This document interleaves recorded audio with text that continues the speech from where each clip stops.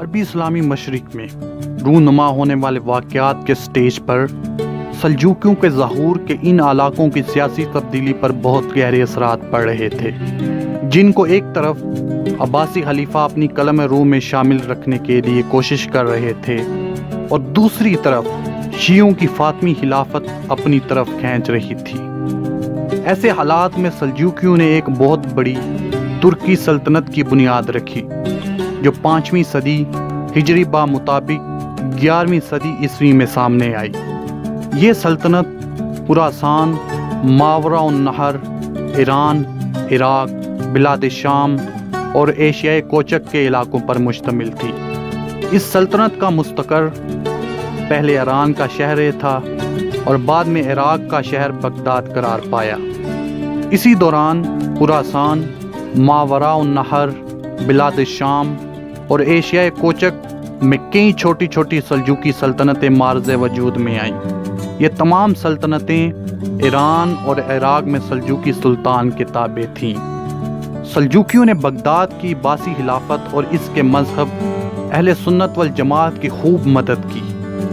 یہ سلطنت ایک طرف ایران اور عراق میں شیعہ بویحبی اور دوسری طرف مصر اور شام میں فاطمی اثر اور نفوذ کے درمیان گڑی زوال کے قریب جا پہنچی۔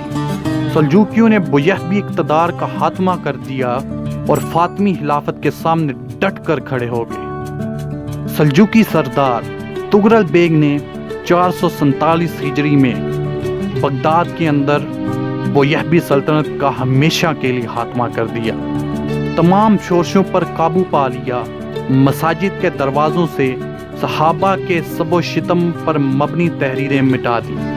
بویحبی شیعہ نفوذ بغداد اور عباسی خلیفہ پر چھا چکا تھا۔ جب سلجوکیوں نے بغداد سے دولت بویحبی کا خاتمہ کر دیا اور سلطان تغرل بیگ عباسی خلافت کے دارالحکومت میں داخل ہوا تو خلیفہ قائم بامر اللہ نے ان کا شاندار استقبال کیا، انہیں نہایت قیمتی خلعت عطا کی، اپنے پاس بٹھایا اور بڑے معزز القابات سے نوازا۔ ان القابات میں ایک لقب سلطان رکن الدین تغرل بیگ ہے۔ اس کے علاوہ عباسی خلیفہ نے یہ حکم صادر کیا کہ سلطان تغرل بیگ کا نام سکوں پر کندہ کیا جائے، بغداد کی مساجد میں اس کے نام کا خطبہ پڑھا جائے اور اس کے حق میں جمعہ و عیدین کی نمازوں میں دعا کی جائے۔ خلیفہ کی اس قدر افزائی کی وجہ سے سلجوکیوں کو پوری اسلامی دنیا میں بے پناہ قدر و منزلت حاصل ہوئی اور بغداد میں بویحبیوں کی جگہ سیاہ و سفید کے مالک بن گئے۔ عباسی خلیفہ اب ان کے ہر مشورے کو قبول کرتا تھا اور ان کی بڑی عزت کرتا تھا۔ تغرل بیگ بڑی طاقتور شخصیت کا مالک تھا، بڑا ذہین، کمال شجاع، دیندار، نیک اور عدل گستر تھا۔ انہی حسائل حمیدہ کی وجہ سے اس کی حمایت میں آئے، روز اضافہ ہوتا چلا گیا اور اس نے ایک نہایت ہی طاقتور لشکر تیار کر لیا۔ تغرل بیگ نے کوشش کی کہ تمام سلجوکی ترک متحد رہیں اور اسلام کی اشاعت میں بھرپور حصہ لیں۔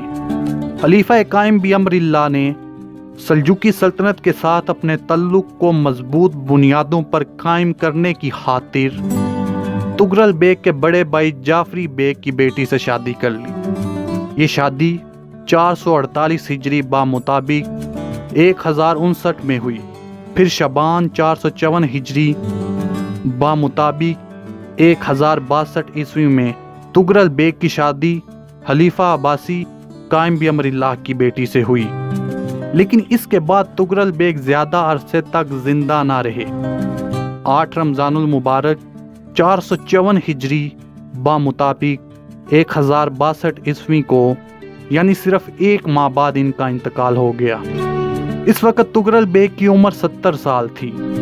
اپنی وفات سے پہلے تغرل بیگ خراسان، ایران اور عراق کے شمال مشرقی علاقوں میں اپنے ہاتھ سے سلجوکی اقتدار اور غلب کا کام مکمل کر چکے تھے۔